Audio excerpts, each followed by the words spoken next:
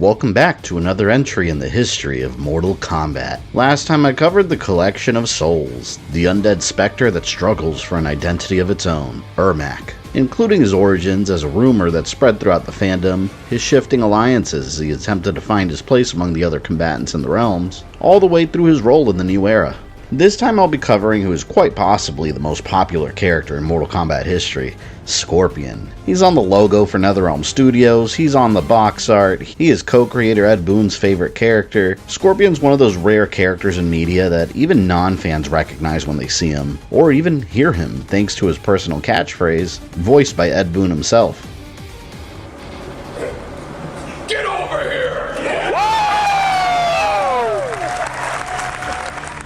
He's in almost every single mainline entry of the series, except for base Mortal Kombat 3 and this one. Before we get into it, I'd like to give a big shout out to all of my Patreon members. Your continued support keeps these videos coming, and if you'd like to have your name up here too, get sneak peeks, progress updates, and early access to my videos, go to patreon.com/GamerThumbTV, or click the link in the description to get started.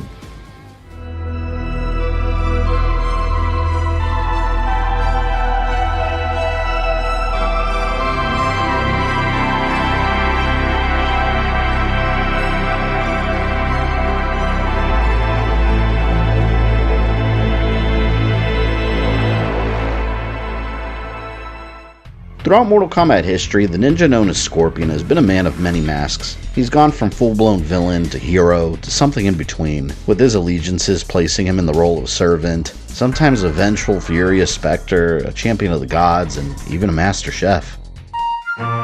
This week on Cooking with Scorpion, learn about chopping, tenderizing, chopping, cake decorating, and chopping. Scorpion's origins are very closely linked with his ultimate rival Sub-Zero. You can't have one without the other, since both characters were spawned from the same single combatant, originally known as a mysterious ninja with no name, belonging to a legendary clan of assassins. His description reads, "The actual identity of this warrior is unknown. However, based on the markings on his uniform, it's believed it belongs to the Lin Kuei, a legendary clan of Chinese ninja." The inspiration behind the ninja character came from a 1984 book written by author Li Sing called China's Ninja Connection. It makes claims that historically a secret clan of Chinese warriors called the Lin Kuei influenced Japanese ninjas, and Li Sing was trained by the last surviving member to keep the clan alive in the United States. But there happens to be opposing claims that it's all made up, and Li Sing was a pen name for an American man named Randall Brown. That created the story to cash in on the ninja craze of 1980s pop culture. But then again, if a secret cult of ninja warriors existed, they probably would want you to think it's all fabricated, wouldn't they? In any case, it doesn't matter if it's real or not. John Tobias was aware that many of the claims in the book were dubious at best, but the seeds were planted for a great Mortal Kombat rivalry. Unlike today's video games, the arcade boards of the early 90s had strict memory limitations. If a game required more memory, it would significantly increase the cost of creating the game. So developers had to use multiple strategies to keep the cost down and still end up with a finished game. So the decision was made to split Ninja into two different characters by swapping their colors and changing some special moves, instead of creating an entirely separate character. The Lin Kuei were adapted into Mortal Kombat, and the two ninjas became a hunter and prey character. In his early form, the one that would become Scorpion was a Lin Kuei Runaway, a former member of the clan with a death mark, on the run, and Sub-Zero was tasked to hunt him down. Then the idea from China's Ninja Connection of a secret Chinese warrior group that influenced Japanese ninja turned into a rivalry between two clans, one of Chinese origin, the other of Japanese origin, and the Runaway story was dropped. Another idea was floating around for some kind of revenge story that connected the two characters together. After a visit to a costume shop in Chicago, a red ninja outfit was purchased and modified into a yellow color to represent fire, the opposite to Sub-Zero's ice blue, and Scorpion was born. To further separate Scorpion as his own combatant, he was given his own unique moveset, which has remained iconic to this day. Scorpion's harpoon-like kunai that impales an opponent and drags them towards him for a free uppercut was another one of Ed Boon's favorite moments. In his words, "I remember people sitting in my office all day just doing this uppercut on a speared enemy again and again. Like, oh my god, that feels so good." It just became the cornerstone of the game. Although strangely enough, the live action movie did take some creative liberties with it and made it this weird CG snake thing that comes out of Scorpion's hands, which was never actually a thing but confused all the kids in the 90s. Yet the Mortal Kombat cartoon sort of fused the two of them, giving him a chain with a little dragon head on the end. Get over here! It has begun!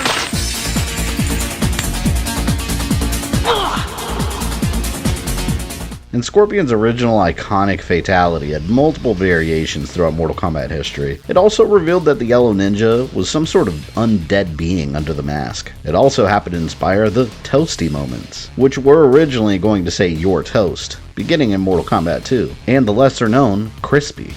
My name's Dan Ford and I do sounds and music. And tell people.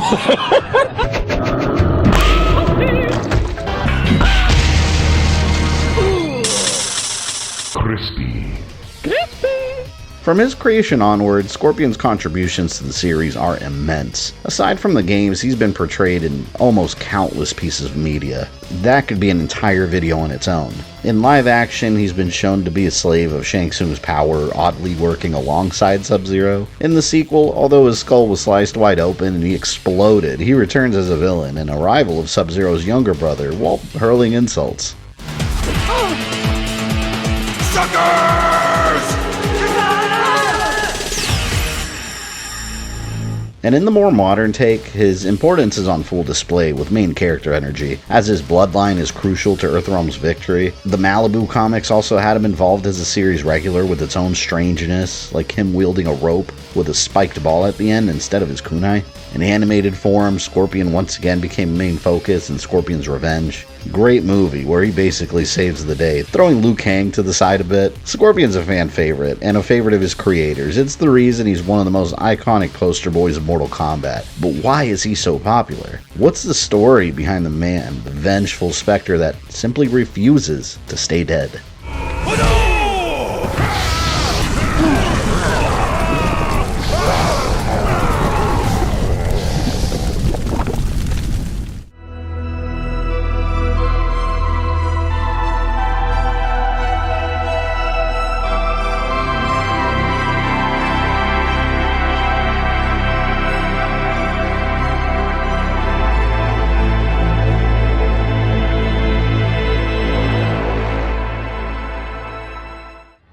The story of Scorpion begins with the story of the Lin Kuei, a secret group of killers and thieves located in the mountains of China, working for their own benefit and the benefit of whoever pays them. Although they were based in China, the Lin Kuei were comprised of people from all over the world. Stripped of their former identities and dedicated to a strict set of rules enforced by a Grand Master, friendship was discouraged within their ranks as it was believed to produce weak warriors, and leaving the clan was punishable by death. At some point in its past, a Lin Kuei member called Takeda grew disillusioned with his clan's ways and he left, becoming a target for assassination. He fled to Japan and started his own offshoot of the Lin Kuei called the Shirai Ryu.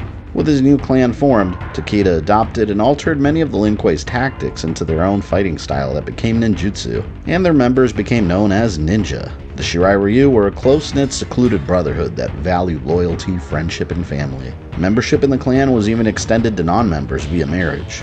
From the day Takeda founded the group, the Lin Kuei and Shirai Ryu were bitter enemies, often attacking one another in a state of war. The Shirai Ryu further antagonized the Lin Kuei by wearing similar uniforms, but in yellow. The man that would become Scorpion, Hanzo Hasashi, joined the Shirai Ryu as a young man against his father's wishes. His father had left the clan long ago and wished for a better life for his son. But within the ranks of the Shirai Ryu, Hanzo Hasashi found happiness. He met his wife Harumi, and together they had a son, Satoshi. Hanzo took the name Scorpion and grew to be one of the Shirai Ryu's most loyal ninjas, often taking jobs for the glory of his clan. One day, the sorcerer Quan Chi arrived and set a chain of events in motion that would have ramifications for years to come. He needed someone to infiltrate Shaolin Temple and steal a map leading to the sacred Temple of the Elements. Scorpion was assigned to the job. What the Shirai Ryu didn't know was that Quan Chi had also hired the Lin Kuei in case Scorpion failed. Quan Chi cared about neither, he just needed one of them to succeed. During the events of Mortal Kombat Mythology Sub-Zero, the Lin Kuei Bi-Han, codenamed Sub-Zero, entered the Shaolin Temple and discovered that Scorpion was also there, leading to a deadly battle.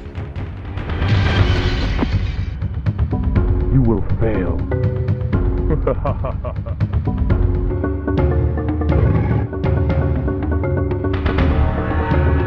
The map is mine, Sub-Zero. Fight!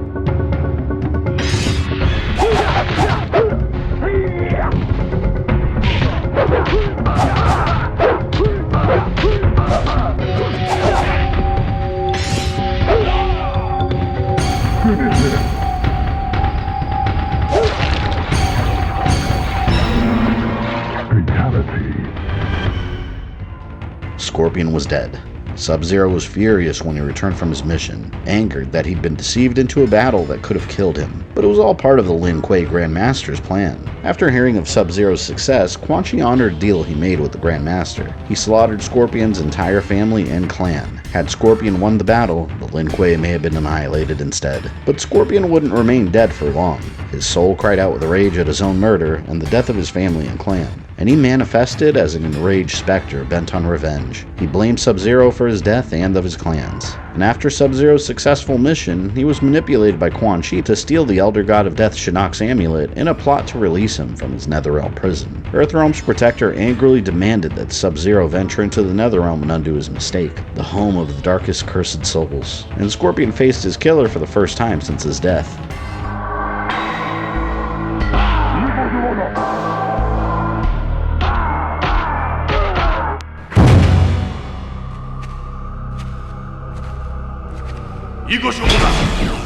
Don't bother worrying about escape.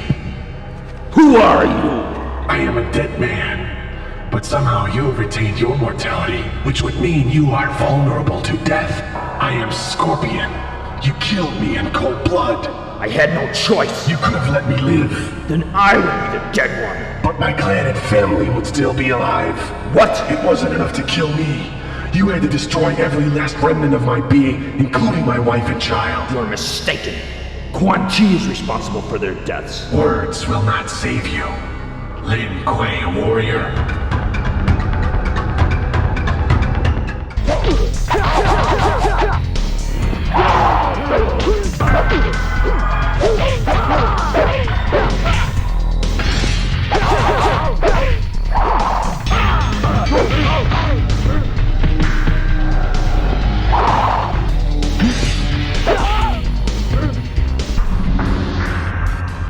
Scorpion was defeated, but his soul would still remain restless and bent on revenge. After Sub-Zero stopped Quan Chi's plot, he was invited to participate in the 10th Earthrealm Mortal Kombat tournament. After he boarded the boat leading to Shang Tsung's island and the start of the tournament, he watched other combatants bicker with one another, while a ghostly entity tracked him down. Scorpion had returned from the dead, ready to avenge his clan. Sub-Zero was shocked to see a dead man back in Earthrealm. Scorpion claimed he was no murderer, and his revenge will take place at the tournament in a fair fight to the death. Sub-Zero called him a fool for sparing his life in that moment. During the events of the original Mortal Kombat, Liu Kang defeated Shang Tsung and won the tournament on Earthrealm's behalf. While he was saving Earthrealm, Scorpion confronted Sub-Zero and claimed his vengeance.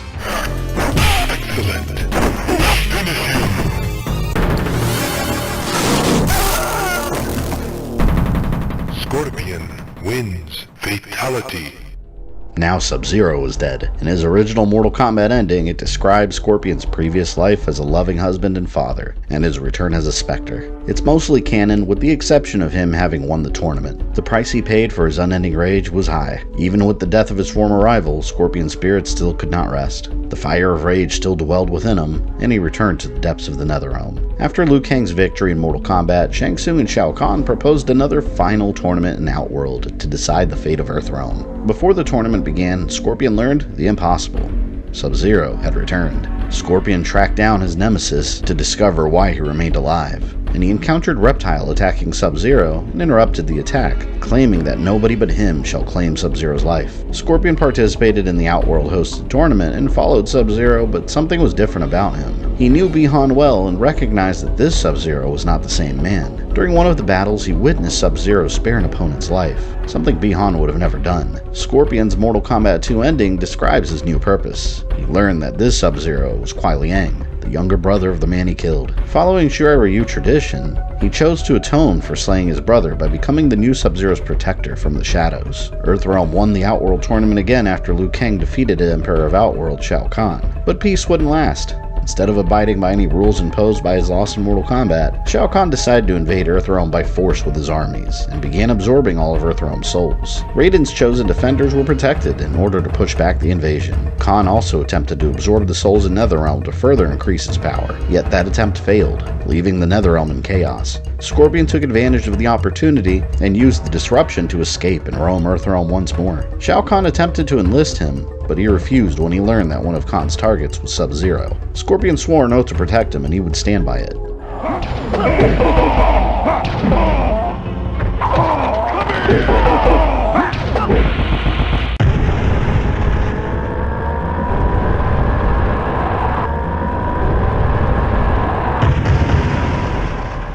In his non-canon Ultimate Mortal Kombat 3 and Trilogy ending, Scorpion defeated Shao Kahn, returning Earthrealm to normal, and then found himself in the pit of the Netherrealm again. In the canon version of events, Liu Kang defeated Kahn and sent him back into Outworld weaker than ever. Scorpion for much of the invasion was a wild card, keeping an eye on Sub-Zero from the distance, but soon his oath would be shattered. During the events of Mortal Kombat 4 in Gold, the Elder God of Death Shinnok escaped his prison in the Netherrealm and began invading the realms through Edenia. His henchman, the evil sorcerer Quan Chi, gained the allegiance of Scorpion with a fiction that he created. He promised to restore the Spectre to life if he served in Shinnok's demon armies. To convince him, Quan Chi shared that the younger Sub-Zero Kuai Liang was in fact responsible for the death of his family. Scorpion believed his lies and joined Shinnok in his conquest. Ultimately, Shinnok was defeated by Liu Kang and sent back into the Netherrealm. During the conflict, Scorpion hunted down Sub-Zero and confronted him.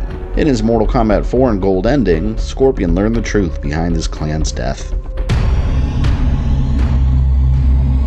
By defeating you, Sub-Zero, I have avenged the death of my family and clan. Now my soul can finally rest. Your soul will never rest, Scorpion. The Lin Kuei may have been responsible for your murder, but your family's true killer still remains free. If you are not the murderer, then who is? I am the one you seek. To defeat my nemesis Sub-Zero, I needed the power of a Spectre. You've done my bidding well, Scorpion, but now I must return you to the Netherrealm.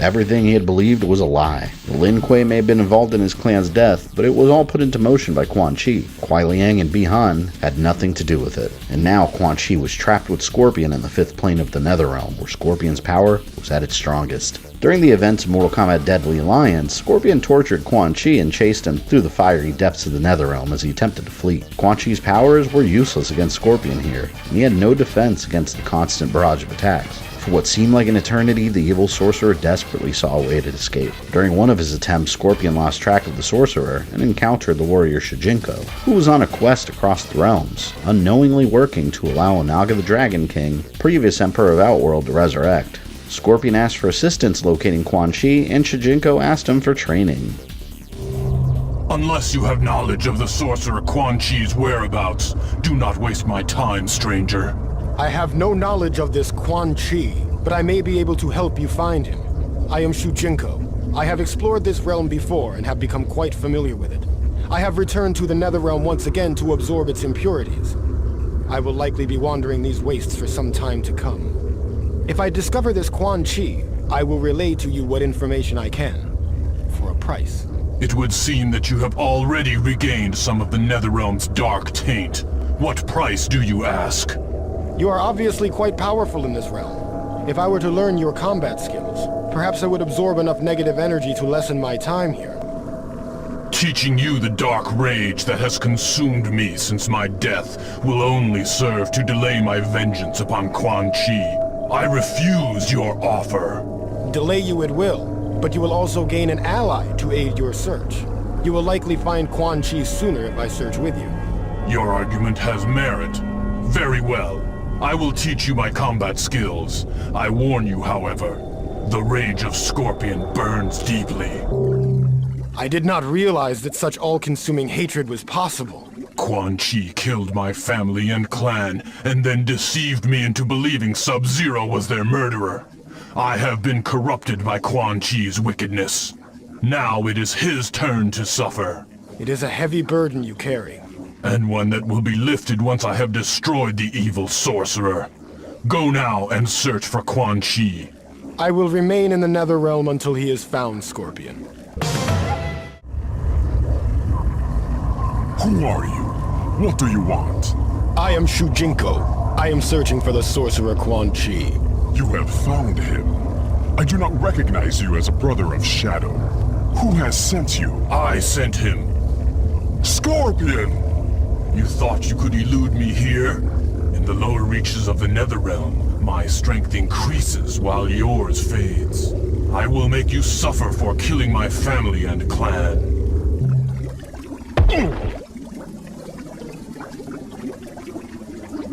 There is nowhere you can run, sorcerer. I will have my revenge!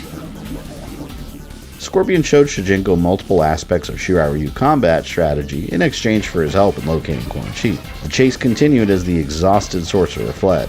Quan Chi was close to locating a portal that led back to Outworld, and he enlisted the help of two Oni nearby, Draman and Moloch. They distracted Scorpion long enough to allow Quan Chi to run towards the portal. Scorpion was close behind, but he failed to keep Quan Chi from escaping. The portal opened into Outworld, where he discovered the ancient army of Onaga. During the events of Deadly Alliance, Quan Chi and Shang Tsung worked together and took control of the Dragon's King's soul-powered army. Scorpion used the same portal, but it led him to a different location in Outworld. From there, he began tracking Quan Chi, which led him to Shang Tsung's palace. Before any of Earthrealm's forces had arrived, Scorpion entered alone and challenged Quan Chi. In his Deadly Alliance ending, Scorpion fails to end Quan Chi due to the actions of the Oni minions Draman and Moloch.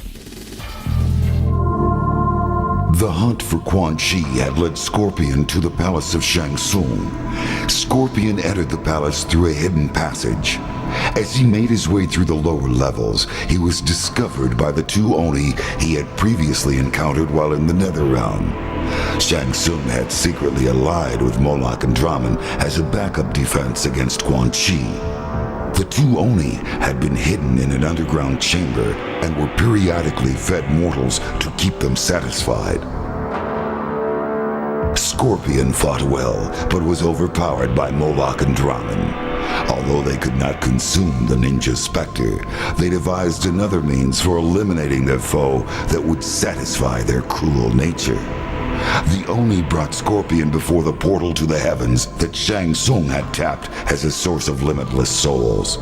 They hurled him into the Solnado, and his hellspawn body was ripped apart by the purity of that realm.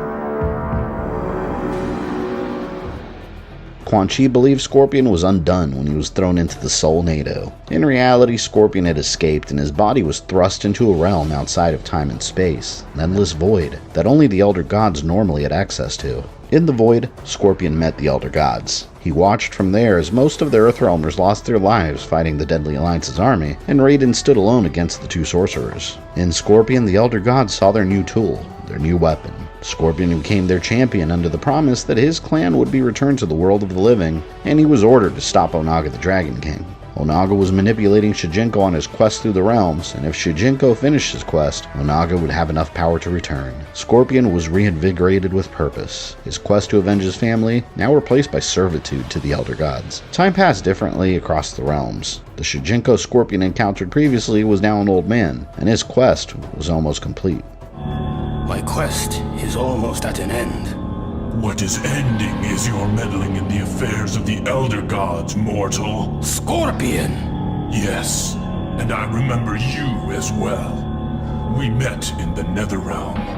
I taught you my fighting skills. Now I will give you your final lesson. Fight!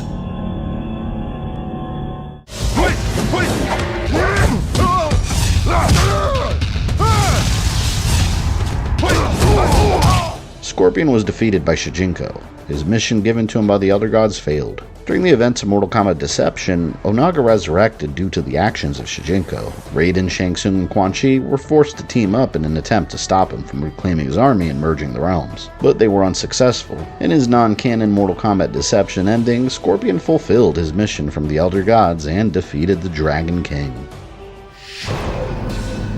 The Elder Gods had transformed Scorpion into their weapon in order to defeat the Dragon King before his plans of domination unmade the realms. With his enhanced abilities, he tirelessly tracked Onaga through the realms until finally he cornered him in the Nexus. The Dragon King had many allies, but they were of no consequence. It was in fact Scorpion who was the true champion of the Elder Gods, the enforcer of their will. Only he could stop the menace that threatened all that exists. Only he could defeat the Dragon King. In the canon version of events, Scorpion was unsuccessful in reaching Onaga before Shujinko undid his mistake and defeated Onaga himself. During the events of Mortal Kombat Armageddon, the end of all the realms was approaching, and the only way to stop it was to find and defeat the elemental Blaze and claim its reality-altering powers. The half-god Taven was awakened and set out on a quest to confront Blaze. During his travels, he encountered Scorpion, now furious with the Elder Gods for their false promises. He served them willingly, but failed to stop the Dragon King. In return, the Elder Gods kept their promise of resurrecting his clan, except they resurrected them as hell-spawned warriors devoid of their humanity. They are all here somewhere. And they will all die here. Who are you? I am Scorpion. I seek revenge. Revenge against me? Against the Elder Gods. They betrayed me. As reward for doing their bidding, they promised to resurrect my clan. They are no longer dead. They are the undead. For this treachery, I will eliminate the Elder God's only means of saving the realms from Armageddon.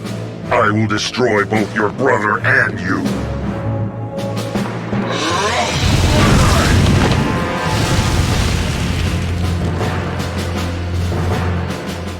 This was the ultimate betrayal, and Scorpion vowed to take vengeance upon the Elder Gods. If there was a chance of saving the realms, he would ensure that it wouldn't happen. Like his rage, he would allow it all to burn.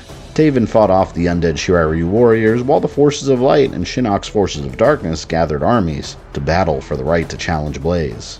Scorpion joined the forces of darkness and confronted Sub-Zero on the battlefield. In his non-canon Armageddon ending, Scorpion defeated Blaze and finally resurrected his clan properly, only to reignite his hunt for Quan Chi.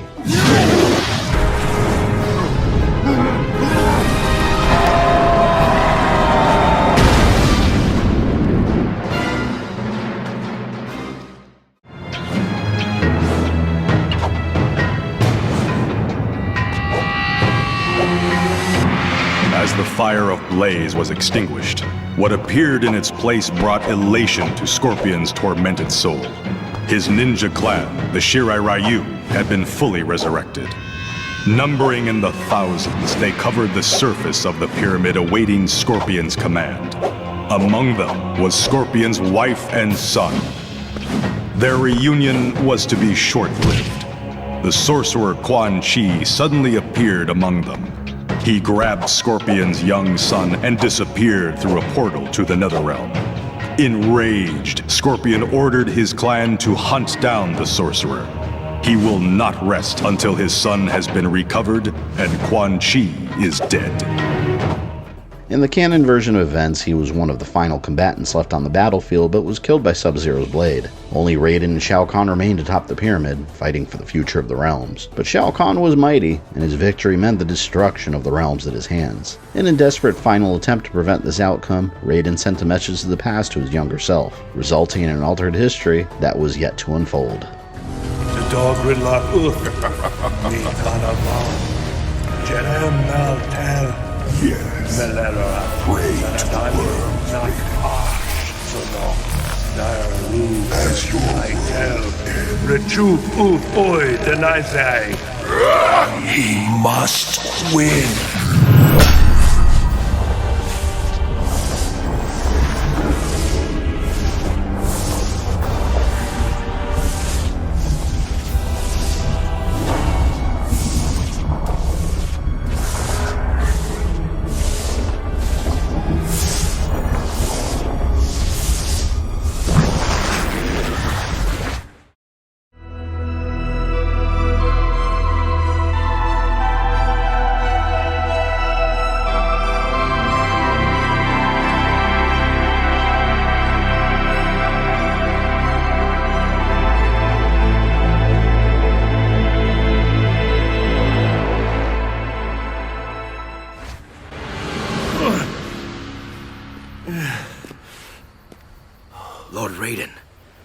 is wrong? Strange visions. The altered history of Mortal Kombat takes the story back to the events of the original Mortal Kombat, the 10th Earthrealm Tournament. Much of Scorpion's backstory remained the same, except in this version of history, he wasn't killed in the Shaolin Temple at Sub-Zero's hands. Sub-Zero and the Lin Kuei attacked the Shirai Ryu villages and burned them all down. Hanzo Hasashi lost his life in the battle to defend his clan, and Sub-Zero held his head in front of his posed and frozen family as he faded into the Netherrealm. Hanzo was dead, but his soul still cried out in anguish and anger. Not from the torture the Oni attempted to inflict on him, but from the painful, cruel loss of his family and clan. His rage was so powerful that the fire in the Netherrealm wouldn't burn him. Quan Chi was mesmerized by his sheer will and saw Hanzo as a new weapon to be forged. He released him from his chains and wormed his way into his head, encouraging his fury and promising vengeance. Hellfire consumed every fiber of Hanzo's being, and the man was lost, much to Quan Chi's delight. All that remained was the persona of Scorpion, a creature of the Netherrealm that wanted Sub-Zero to burn. In return for his servitude, Scorpion was transported by Quan Chi to Shang Tsung's island to participate in the tournament on behalf of Shao Kahn and Outworld. Scorpion thirsted for revenge against Sub-Zero, but his first opponent was the young and cocky Kung Lao. Scorpion, Spectre of the Netherrealm, resurrected by the sorcerer Quan Chi. Who among you is worthy of this challenge? Where is the Lin Kuei, Sub-Zero? He killed my family and clan. I will have his head. Never mind the Lin Kuei. Now you face a Shaolin. You will regret your impulsiveness.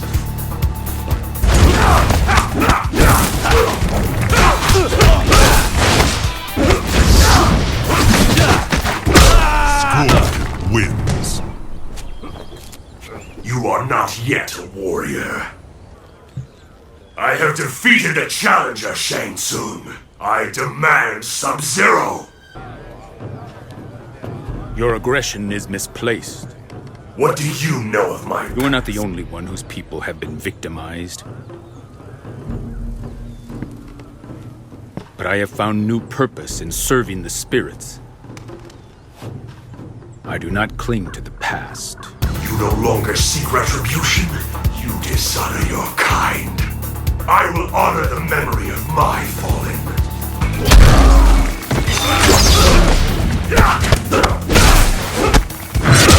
Scorpion wins. The spirits have forsaken you, Shaman. An impressive start. You waste my time, sorcerer. Restraint, Scorpion. Scorpion made quick work of the young Shaolin and Nightwolf. He had no desire to finish them and spare their lives. His sole focus was Bi-Han, and Scorpion was growing impatient. Quan Chi stressed that Scorpion needed to restrain himself. Revenge would soon come. Meanwhile, Raiden had a vision of the future. Sub-Zero's death would lead to an even worse menace in the form of Noob Saibot, the dark rebirth of Bi-Han in the original version of history. He attempted to speak to Scorpion's once human side, attempting to encourage him to spare Sub-Zero with a promise of his own. Sub-Zero deserves death. Defeat Sub-Zero if you must, but do not kill him. I fear his death will give rise to a more treacherous foe. I will have my revenge. Spare Sub-Zero's life, and I will request that the Elder Gods return the Shirai Ryu to the realm of mortals. Scorpion agreed to the terms. This was his one chance to return his clan and family to the world of the living. All he had to do was not give in to his rage. The Lin Kuei, however, made it difficult. The Lin Kuei present at the tournament, Sector and Cyrax, mocked the death of his clan and pushed Scorpion to attack them. Together they confronted their Shirai Ryu enemy, but Scorpion was fierce and fended off the attack. Raiden could see that Scorpion was beginning to lose control of himself, and the worst combatant that could have appeared before him did, Sub-Zero himself. Scorpion dragged him into the Netherrealm as the combatants on Shang Tsung's island nervously waited to see what the end result of the battle would be. Although it was a struggle, Scorpion decided to uphold his end of the bargain. Sub-Zero was beaten, but defeat wasn't enough. Quan Chi wanted blood, and so he displayed images of Scorpion's family and clan being slain as a reminder of what Sub-Zero had done. Sub-Zero looked upon in confusion, because in reality, he was never there. Quan Chi manufactured the entire scenario, and posed as Sub-Zero during the attack, yet Scorpion was blind to the truth. Blood for blood.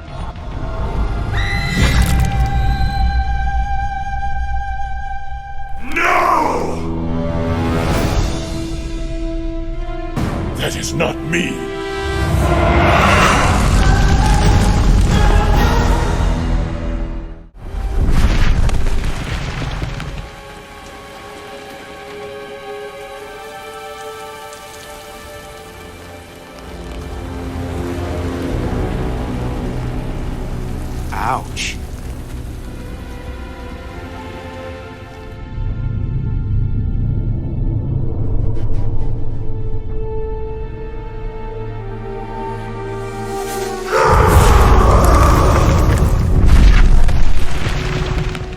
Upon the death of Bi-Han, Scorpion felt instant regret. From here, he no longer had a purpose and had no interest in continuing the tournament. But he was still a slave to Quan Chi and fought alongside the Sorcerer in one of the final bouts against Liu Kang. Scorpion had never fought an opponent like Liu Kang before, quick, incredibly skilled, and almost unstoppable when he was in motion. Quan Chi and Scorpion lost, ending their role in the 10th tournament. As in the original history, Liu Kang defeated Shang Tsung in Outworld proposed final tournament. In this second tournament, Kuai Liang, the younger brother of Bi-Han, adopted the mantle of Sub-Zero in search for his brother's killer. And the cycle of vengeance continued when Sub-Zero demanded that Scorpion be summoned to face him. Your followers hold you in high esteem, Warlord. They fight and die for your amusement. My brother participated in this folly. I do so only to face his killer. And you shall.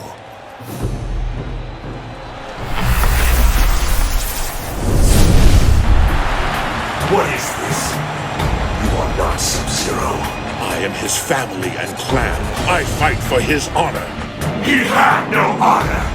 And you will die as he did.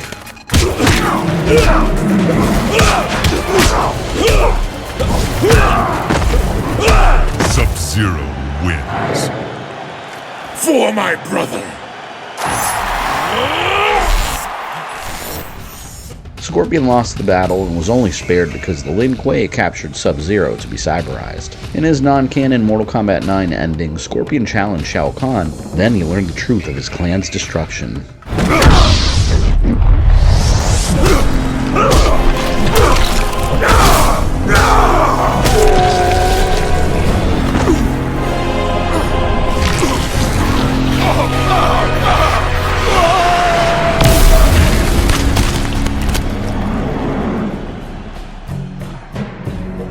Shao Kahn's death did nothing to relieve Scorpion's pain. The loss of his kin still weighed heavily upon him. For reasons he could neither explain nor understand, he was drawn to the home of the Shirai Ryu. Standing amid the rubble in solemn contemplation, Scorpion was visited by apparitions of his fallen comrades, who revealed the true mastermind behind their brutal deaths. Enraged, he returned to the Netherrealm. As the spirits of his kin immobilized Quan Chi, Scorpion slew him, finally avenging their deaths.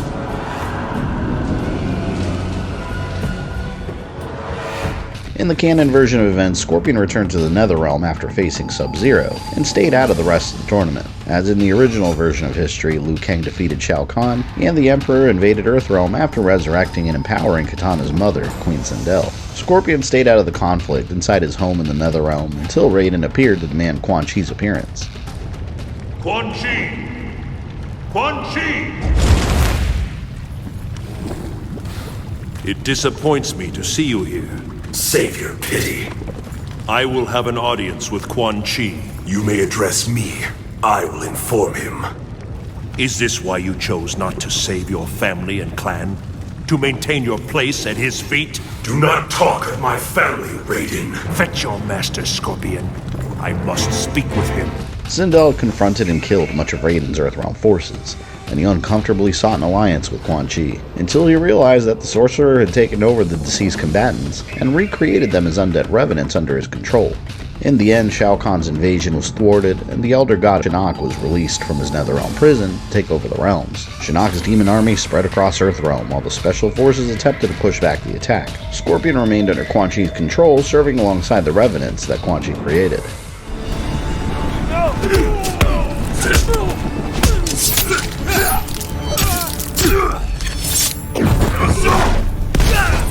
Get over here! Damn, I'm good.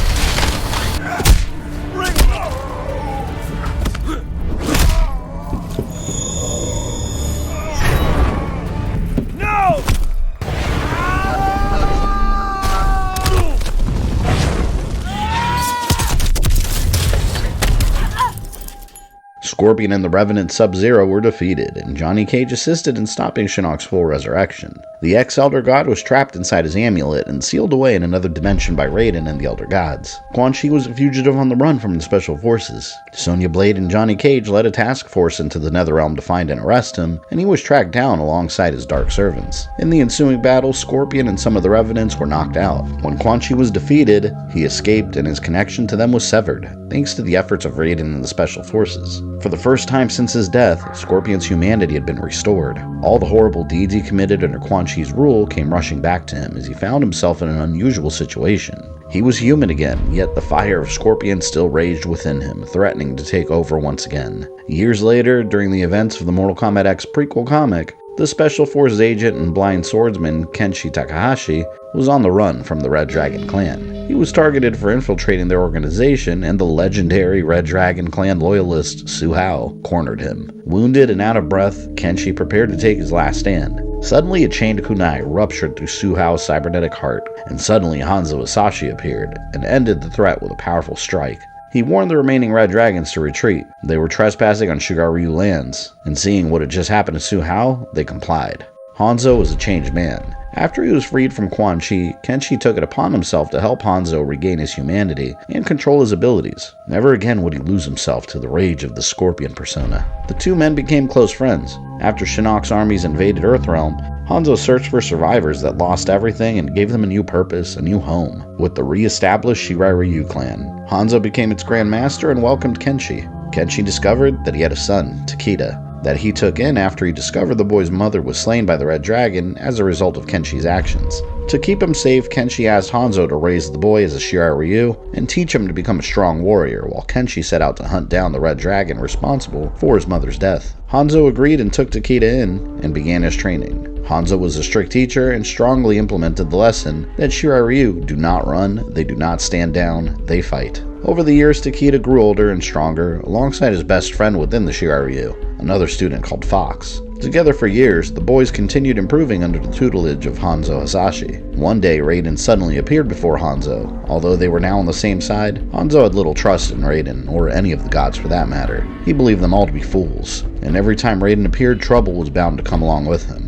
He previously tasked Hanzo with the protection of one of the Kamidogu daggers, one of the many daggers acting as a key to the dimensional prison of Shinnok's amulet. After Shinnok's defeat, he entrusted the safety of the daggers across multiple locations. Raiden arrived to ensure it was still safe and to give Hanzo a dire warning. After the Netherrealm invasion, he detected that some sort of powerful entity, possibly a demon, broke through into Earthrealm, and it could be coming for the dagger. Hanzo warned his students of the threat. If this demon showed up, they were to strike first, strike hard, and have no mercy. Such a demon would be foolish to try to attack a clan filled with strong warriors, but the power of the warriors would be its greatest strength. That evening, Fox infiltrated the dagger's room and retrieved it. In fact, the young man was gone, possessed by the demon that Raiden warned of. The creature corrupted the daggers with blood magic. Now when the daggers touched blood, it would allow the user to be possessed by him, and their strength would be enhanced tremendously. The possessed fox went to each Shirai Ryu one by one, and decimated the entire clan while they slept, leaving Takeda for last.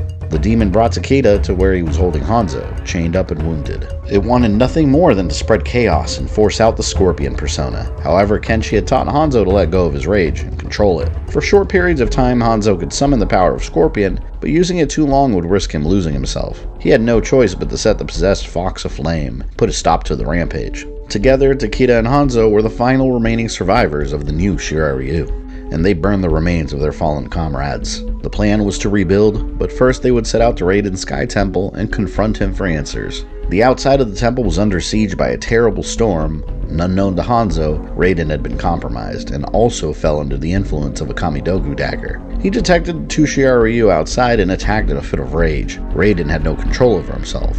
Hanzo attempted to reach him and told him it was the dagger, but Raiden wouldn't listen. He attacked mercilessly until Takeda stabbed him through the back, an attack that would kill a normal man, but to a god, empowered by the Kamidogu, a mere inconvenience. Hanzo had to get the dagger away from him and teleported around Raiden with powers borrowed from Scorpion. He couldn't keep it up forever, but it was enough time to weaken Raiden and hold him in place until he came to his senses. Inside the temple, Raiden helped Takeda recover from his wounds, and Hanzo angrily faced down the god. He was furious that Raiden left him with such a terrible weapon and no explanation that it could take control of people. Because of Raiden's lack of explanation, his entire clan was dead. But Raiden explained the daggers had been corrupted by the demon for an unknown purpose. And Sub-Zero also had one in his possession. Just like Fox, Sub-Zero was possessed and his powers were incredibly enhanced. Hanzo and Takeda were tasked with finding him and retrieving his dagger. Hanzo hadn't seen Sub-Zero since Sub-Zero's time as a Revenant. Both men were slaves under Quan Chi's magic, and now Sub-Zero's mind was again being controlled by another. When Hanzo and Takeda set out to find him, they discovered a horrific trail of frozen Cyber Lin Kuei bodies, and the city completely covered in ice. Even at his strongest, Sub-Zero wouldn't be capable of this level of power. It wouldn't be easy to bring him down. The possessed Sub-Zero stood before a completely frozen building, and he taunted Hanzo. It was the same voice that came out of Fox, the demon that corrupted the daggers. Hanzo went in for the first strike, and the voice within Sub-Zero recognized that Scorpion was getting stronger from within him. Hanzo sent his kunai plunging straight through Sub-Zero's body. The chains were ignited with hellfire, and the power of blood magic inside the Kamidogu continued increasing his strength. Sub-Zero grabbed the chains and countered the attack by freezing him with his touch. Just like he used on Raiden, Scorpion teleported behind Sub-Zero, and Sub-Zero instantly impaled him with ice from his backside. Both men took a beating, and both men were unnaturally strong. Takeda was Hanzo's secret weapon. Quickly, he stole the dagger from Sub-Zero, and the possession began wearing off. But not before Sub-Zero let out a massive ice blast that froze everything in the surrounding area. Kuai Liang was back to normal, and was confused over what had just happened, only remembering bits and pieces. Hanzo's rage was growing, seeing the frozen Takeda, and he broke out of the ice, getting dangerously close to losing control of Scorpion. If he and Sub-Zero were the last remaining members of their clan, he would make sure this would be their final battle. He summoned undead souls from the Netherrealm to hold Sub-Zero in place, and plunged his swords into his body before covering him in hellfire. But Takeda was alive and yelled for his master, reminding him that he could lose control.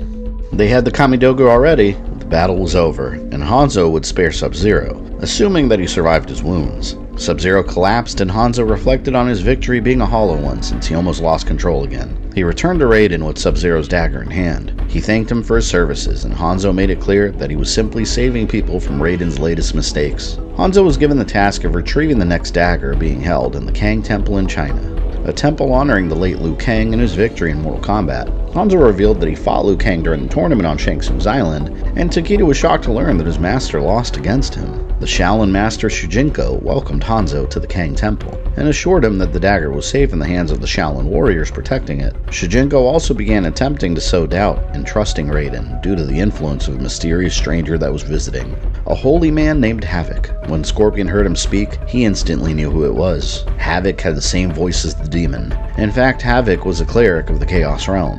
He revealed his true form, and Hanzo attacked. The rest of the Shaolin monks had already been possessed and watched while they both fought. Havoc made sure the Shirai Ryu were destroyed in order to provoke Hanzo into letting Scorpion take over. Hanzo struck him and broke every bone in his body, yet the Cleric of Chaos was no normal combatant. His body continued repairing himself and putting him back together. He countered by pounding Hanzo into the ground repeatedly until he let Scorpion out. Takeda begged for his master to get up from the beating, and the closer he got to death, the more powerful Scorpion was becoming. Eventually, Hanzo gave in to his injuries, floating between the barriers of the living and the dead, while Havoc revealed his true plans. He had been manipulating the Outworld warlord Rico to believe he was a blood god, a fiction that would convince Rico to use the daggers on himself. This resulted on a death sentence when Shinnok's amulet was summoned within his body, and Havoc ripped it out. Shinnok's amulet was the goal the entire time. He'd been hired by Quan Chi to reclaim it, though Havoc fully planned to keep it for himself and betray the sorcerer. Deep inside his psyche, Hanzo faced Scorpion in a final battle for control. Scorpion demanded revenge.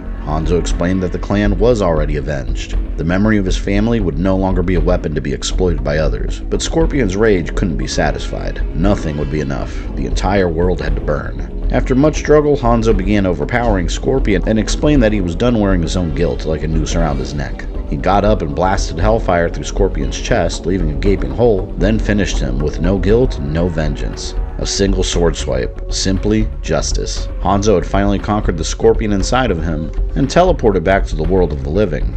In Shang Tsung's island, Havoc had gathered an army of mind-controlled warriors and Takeda. Hanzo surprised Havoc and tore his head from his body, then teleported away with it.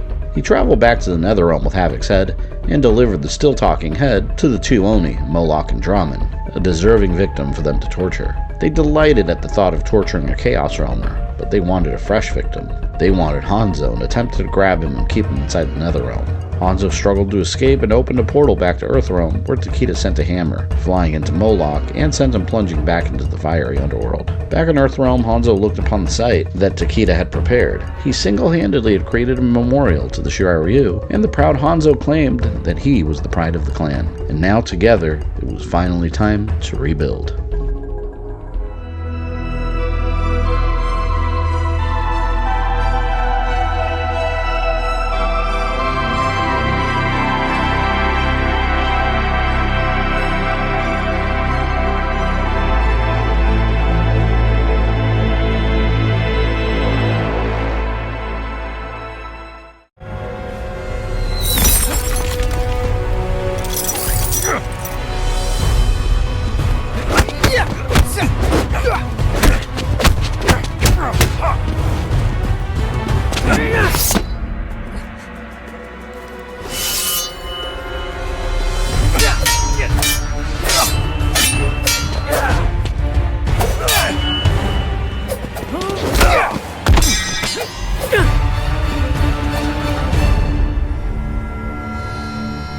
Yield. Well done.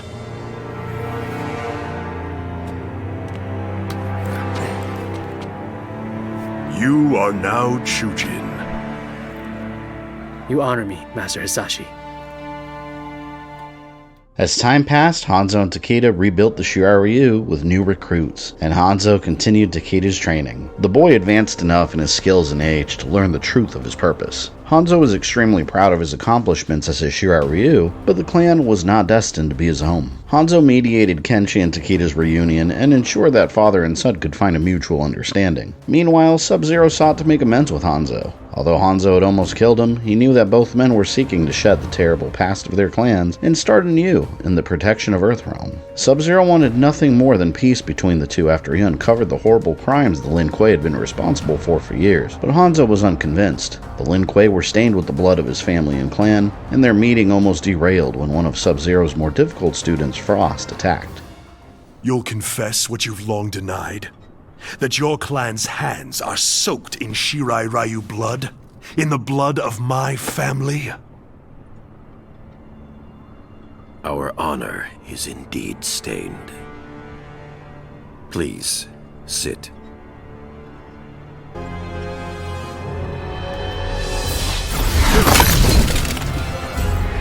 There will be no peace, Scorpion! Frost!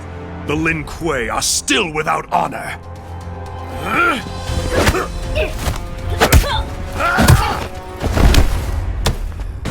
Master Hasashi, wait! For what? More treachery!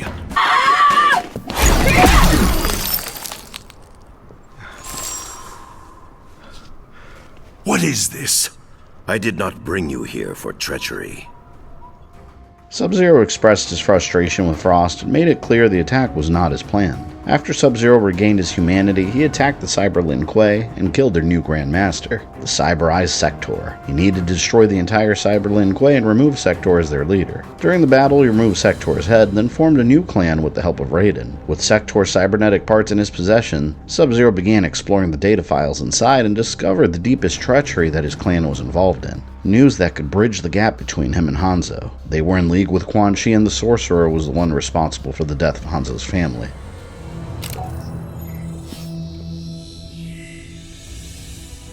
The Lin Kuei need to abide their agreements, Sector. The Grand Master gave Shinnok his word. Shinnok's currency is lies, as is yours. Payment is due. I exterminated the Shirai Ryu as promised. Hanzo Hasashi lives. He's your Spectre, Scorpion. I created Scorpion from Hasashi's soul after he died. We observed the agreement. The letter, not the spirit. You are owed nothing.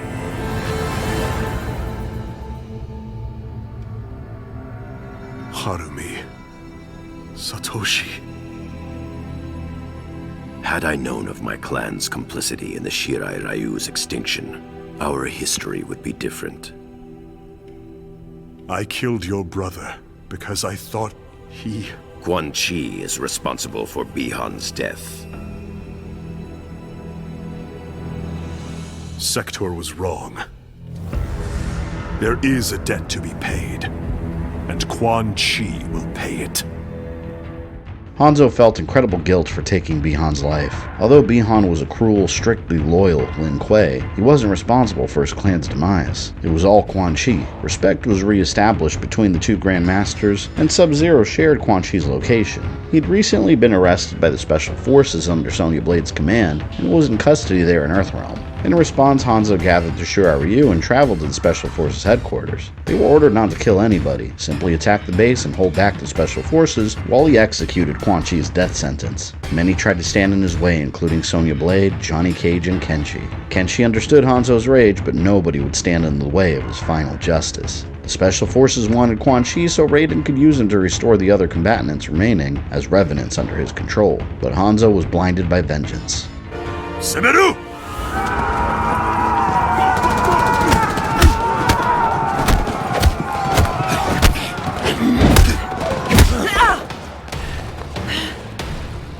Quan Chi is mine.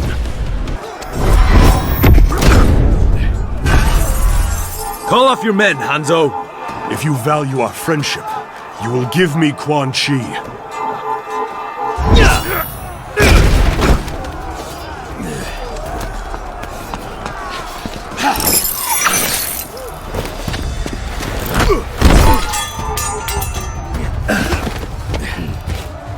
Withdraw.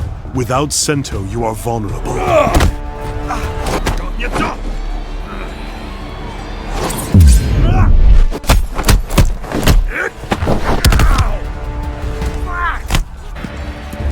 Hanzo, no! You've earned great trust for the Shirai Ryu. Do not squander it murdering a withered sorcerer. That withered sorcerer is the architect of my suffering.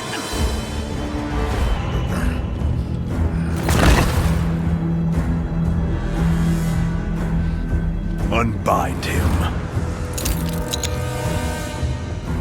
Scorpion, we can... My name is Hanzo Hasashi!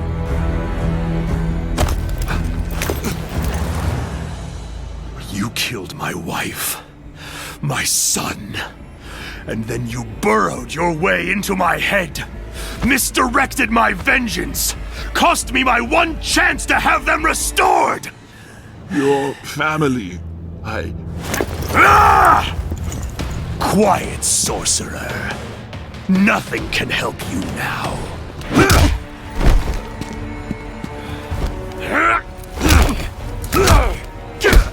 Scorpion, stop!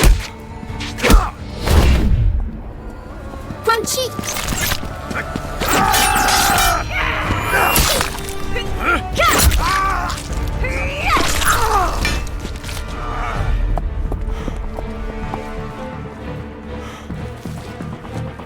Amulet. Get over here!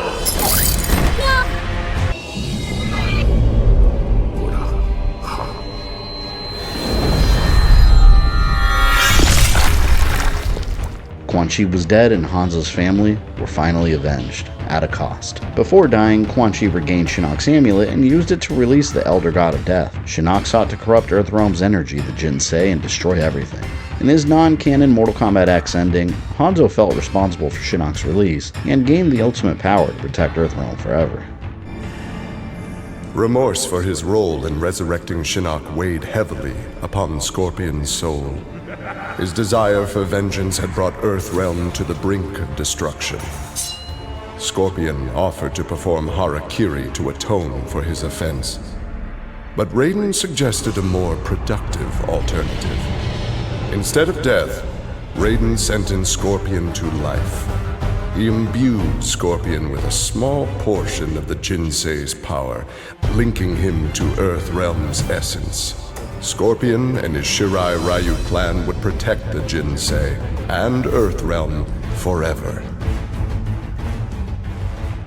In the canon version of events, Scorpion returned to the Shirai Ryu satisfied with his revenge, and the Special Forces under the leadership of Cassie Cage defeated Shinnok. During the events of Mortal Kombat 11, Shinnok's mother, the Titan responsible for the flow of time Kronika, sought revenge for her son. Raiden removed his head and tortured him, and she began unraveling the timeline, as she'd done countless times before in order to create a new one, unknown to everyone living inside of it. She dreamed of her perfect timeline, but a Titan's power was limited. While she could reset time and influence its progression, the details of history would develop as they do. Over the eons, she'd gone mad with her obsession over the perfect timeline. During one of her previous ones, the realms collided with another universe where superpowered heroes existed. One of their new gods, Darkseid, merged with Shao Kahn into the newly formed Dark Khan. Scorpion was one of the combatants involved in the merger. In his Mortal Kombat vs. DC Universe ending, Scorpion becomes Dark Khan's vessel after his defeat.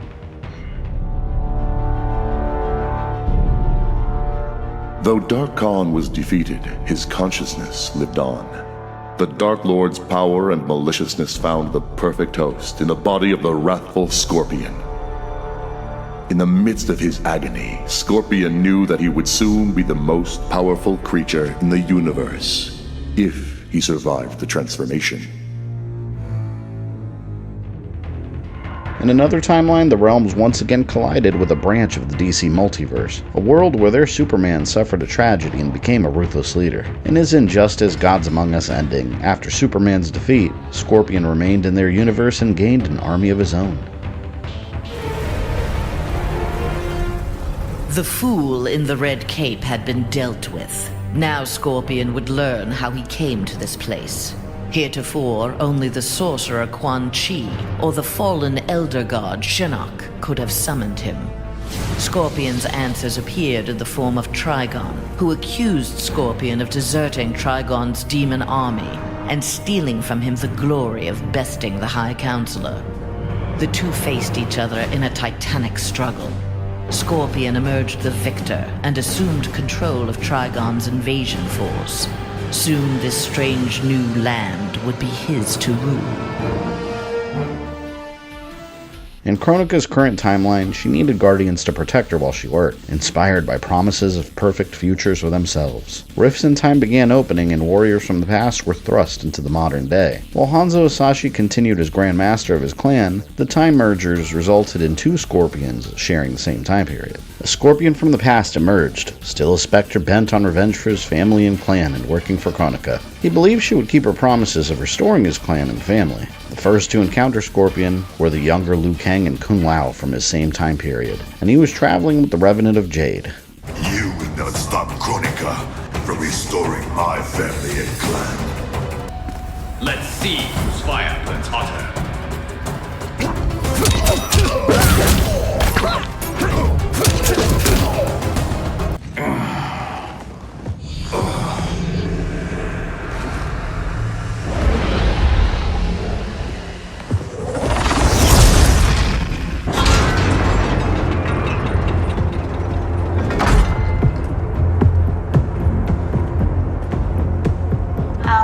Require that you live. Jade? What happened to you? An untimely death. Like yours, due to Raiden's incompetence. You cannot turn us against him.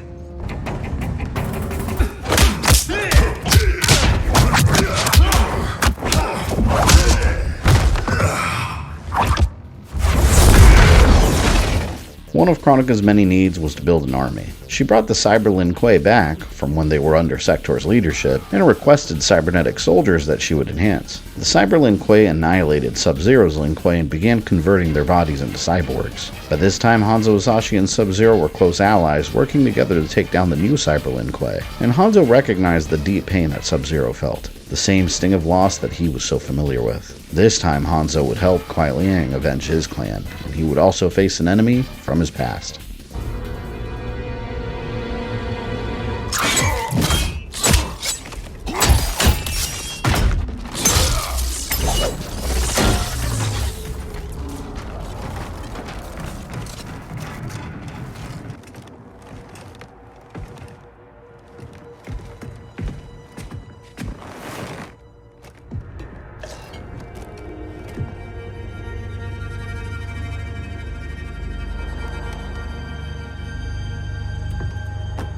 We'll avenge your clan.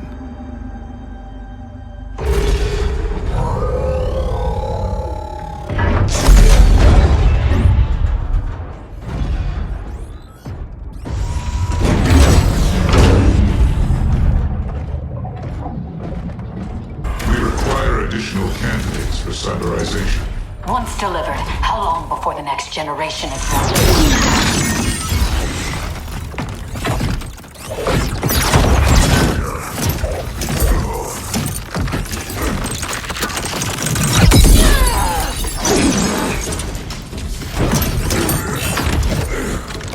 Frost. I gave you a home. I was your mentor. Yet after all this, you allied with Spectre. He corrupted the Lin Kuei. You corrupted our clan when you made peace with this Shirai Ryu filth. With Kronika's help, I will restore the Lin Kuei's honor.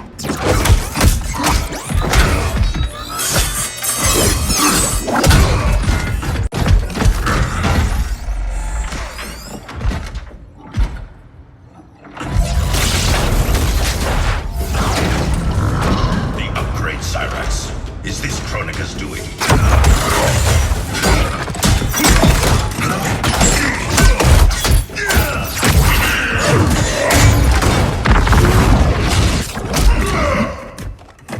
Spectre, show yourself!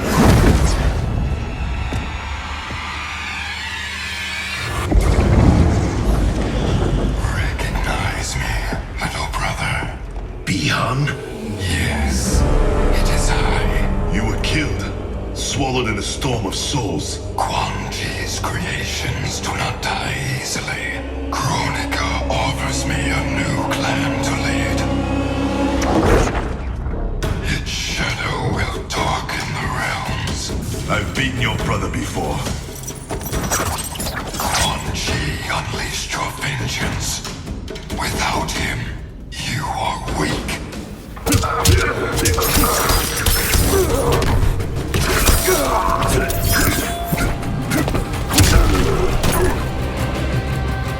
My strength is more than vengeance.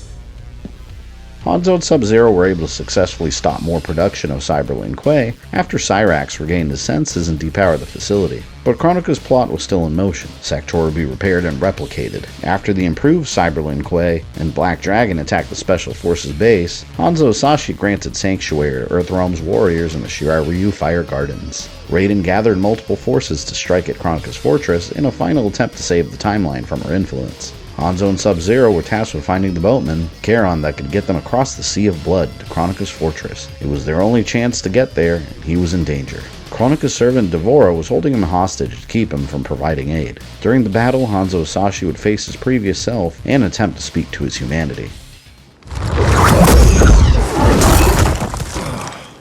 The clan of imposters will indeed fall. I've restored the Shirai Ryu, built a clan that's never been stronger. On a foundation of pretenders and outsiders, Kronika told me.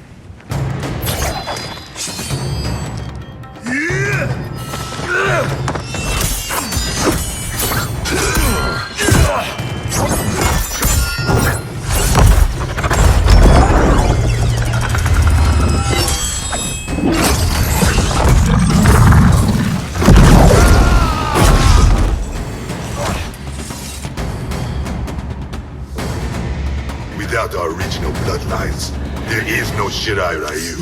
Our clan's massacre extinguished them. Kronika will revive the true Shirai Ryu in the new era. Do not trust Kronika. She uses your anger to enslave you, as Quan Chi did both of us. I let go my rage, and it saved me. To save yourself, you must do the same. We both know what truly drives you. It's not Shirai Ryu pride. It's your wife and child. Harumi and Satoshi were stolen from me. Murdered. Seeing them again is all that matters. We share this pain. I fought through hell to end it. But Kronika's new era is not the remedy. She would resurrect Shinnok, the same devil who brought death to our family and clan. He cannot be allowed to return. When I revived the Shirai Ryu, I vowed our clan would ensure Earthrealm's protection. Help me keep that promise.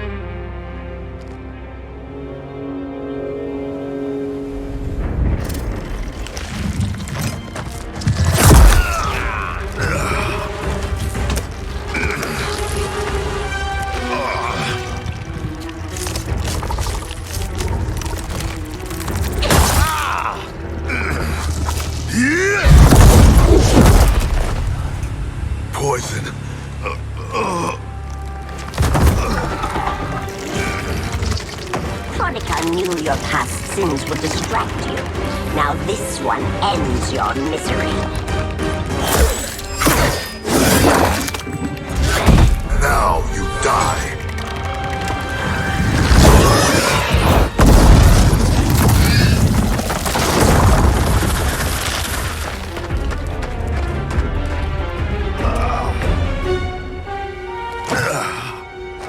Raiden is at the Fire Gardens.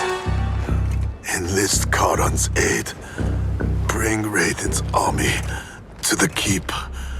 You must. You have my word.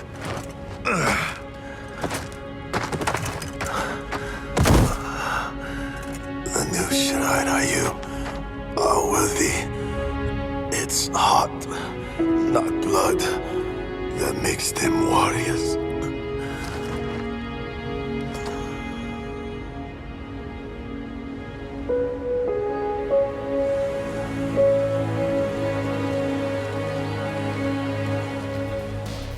After years of suffering and redemption, Hanzo Hasashi finally passed, leaving his Shirai Ryu and new allies behind.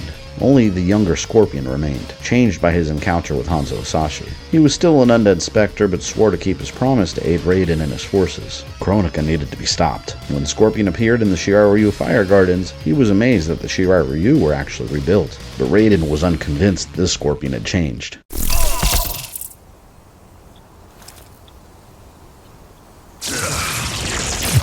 Sent you here, Scorpion. My future self is dead. I am here at his behest. Grandmaster Hasashi sent you. I honor his dying wish. Charon will ferry your armies to the Isle of Kronika. We must leave at once. Do you have proof of Charon's offer? Only my word. Your word is worthless. There is only one way to find out.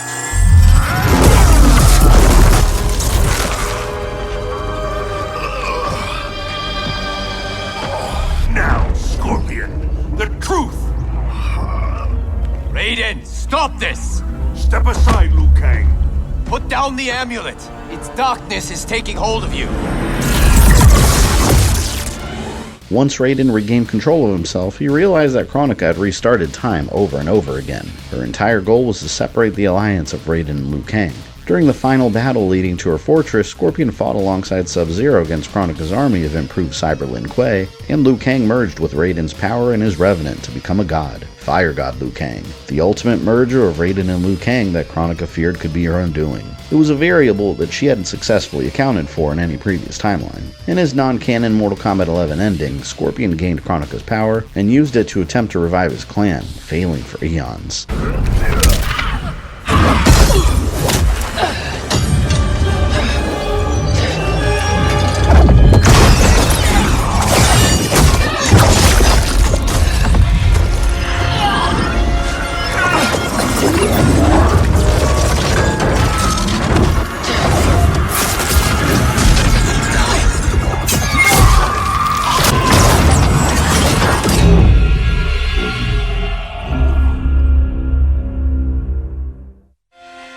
I made my future self a promise that I would not stay mired in the past. But once I controlled the hourglass, I could not keep that promise. I had to restore my family. Over and over, I crafted the sands of time. Yet in every new timeline, my family's tragedy repeated. I was powerless to change it. After eons, I learned the truth. Kronika was not alone. She was one of many titans, each more powerful and ancient than the Elder Gods. It is they who conspire against us. Myself, my family, we are pawns in their game. Why? I do not know. But I will find out. And then I will have vengeance. In the canon version of events, Scorpion assisted in the final battle, but Liu Kang successfully destroyed Kronika and became the new Titan of Time, but not before she reset time to its beginning. Liu Kang had to craft a new timeline from the beginning of the universe. It was powered by countless souls and was required to revert time to that point without the fabric of reality shattering. Shang Tsung appeared with Nightwolf and Fujin from a void outside of space and time to explain this, and Liu Kang tasked them with retrieving the crown from the past. This time Scorpion was still suspected after Hanzo's death, but Fujin and Shang Tsung appeared to explain the new set of circumstances that led to this event. After retrieving the crown, Shang Tsung destroyed Kronika and attempted to claim her powers for himself, but Fire God Liu Kang anticipated his betrayal and confronted him from the future. The clash of the two warriors resulted in tremendous energies being released that affected the fabric of reality, shattering it into countless alternate timelines. Though neither Shang Tsung or Liu Kang were aware of this, they each believed they had won. They lived in two different timelines parallel to each other. Shang Tsung created one in which he ruled over everything with an iron fist and corrupted many of Earthrealm's previous heroes. Liu Kang created a new era, an era where mortals had a chance to live in peace. His power only permitted him to restart and influence the era.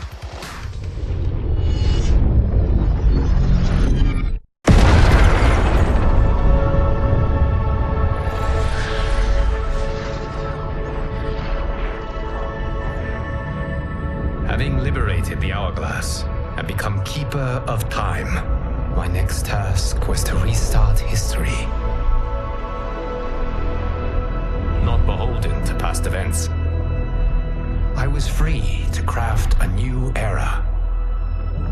It was with humility and restraint that I approached this blank canvas.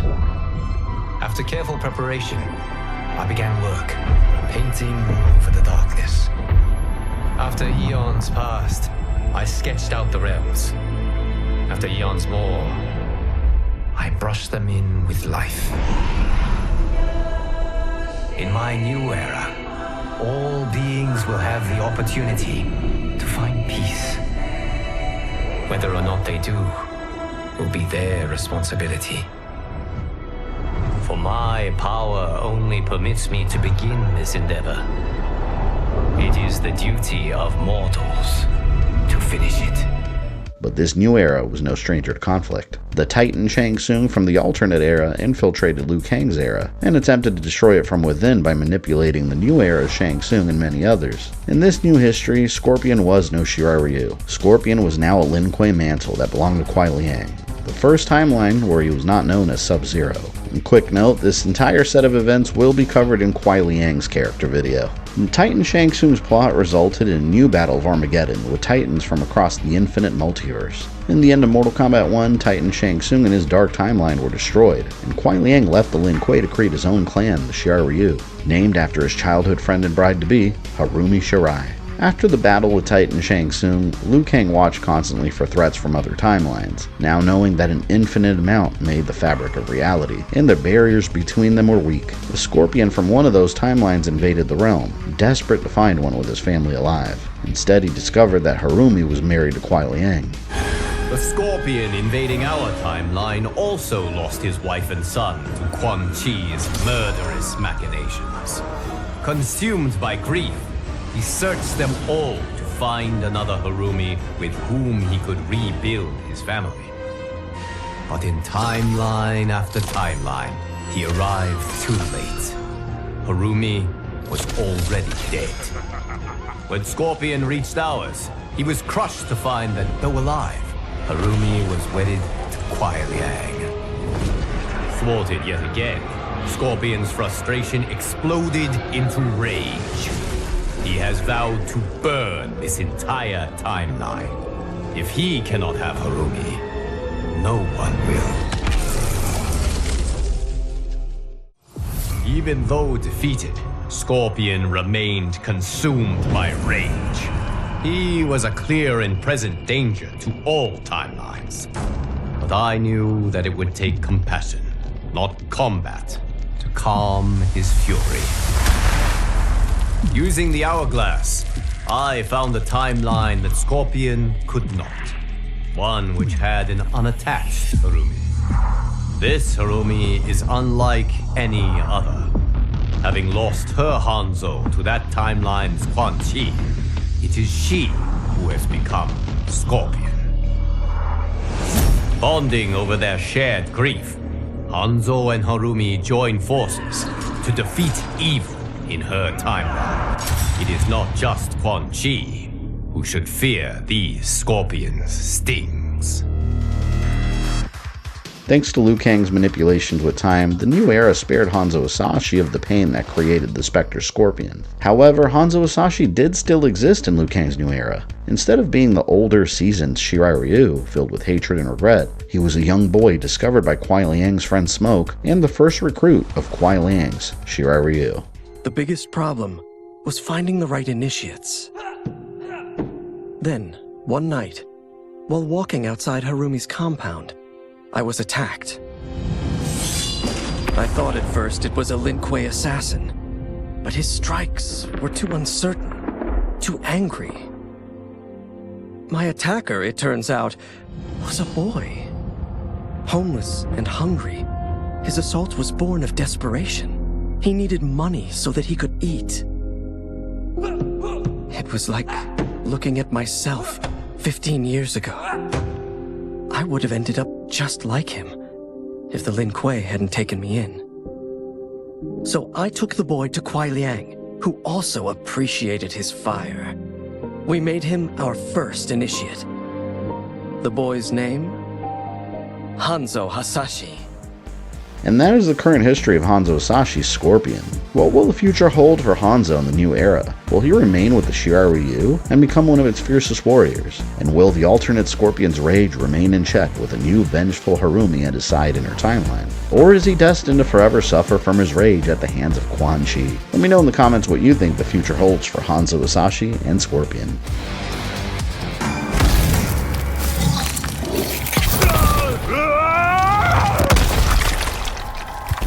Fatality. Scorpion.